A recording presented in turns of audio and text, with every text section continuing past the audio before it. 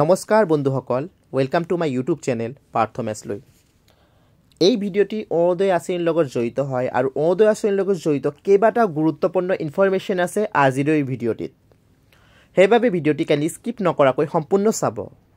কাৰোবাৰ মনত যদি অৰুণোদয় আঁচনি সম্পৰ্কে কিবা প্ৰশ্ন বৰ্তমান আছে, সেই প্ৰশ্নসমূহৰ উত্তৰো আজিৰ এই ভিডিঅ'টোৰ যোগেদি আপোনালোকে লাভ কৰিব।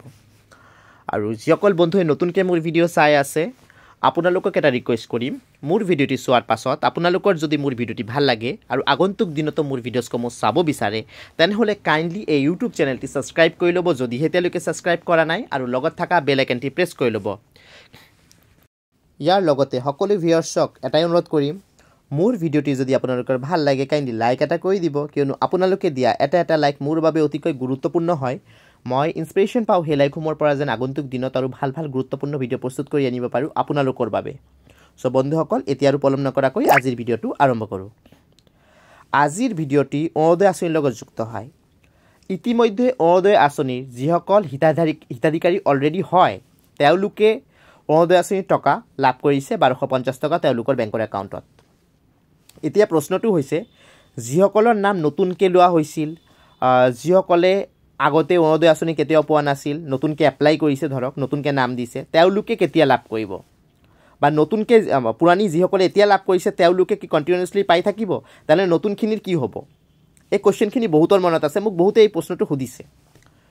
চ' কথাটো হৈছে, অৰুণোদয় আঁচনিৰ নতুন আৰু পুৰণি যিসকল হিতাধিকাৰী হয় বা যিসকলে আগন্তুক দিনত হিতাধিকাৰী হ'ব বিচাৰে, সকলোৰ নাম লোৱা হৈছিলে গ্ৰাম্য সভাত। এতিয়া এইটো মাহত যিহেতু বিহু আছে, সেই উপলক্ষে কি হৈছে, যিসকল পুৰণি হিতাধিকাৰী হয় তেওঁলোকে অৰুণোদয় আঁচনিৰ সুবিধা বৰ্তমান লাভ কৰিলে, আৰু নতুন যিসকলে এপ্লাই কৰিছে বা এপ্লাই অৰ্থাৎ নাম দিছে গ্ৰাম্য সভাত গৈ, তেওঁলোকৰ কি হ'ব, আগন্তুক দিনত এপ্লাই প্ৰচেছ হ'ব, অৰ্থাৎ ফৰ্ম ফিল আপ হ'ব তেওঁলোকৰ। কাৰণ চাওক, আপোনালোকে নাম দিছে কিন্তু ফৰ্ম ফিল আপ বৰ্তমান হোৱা নাই।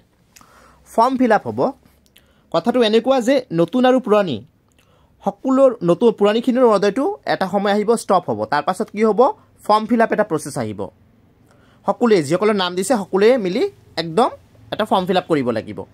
সেই ফৰ্ম ফিল আপটো কৰাৰ পাছত এটা ভেৰিফিকেশ্যন হোৱাৰ পাছত তাৰপাছত তেওঁলোকে অৰুণোদয় আঁচনিখিনি লাভ কৰিব, মানে সকলোৱে আকৌ নতুনকৈ অৰুণোদয় আঁচনিটো লাভ কৰিব।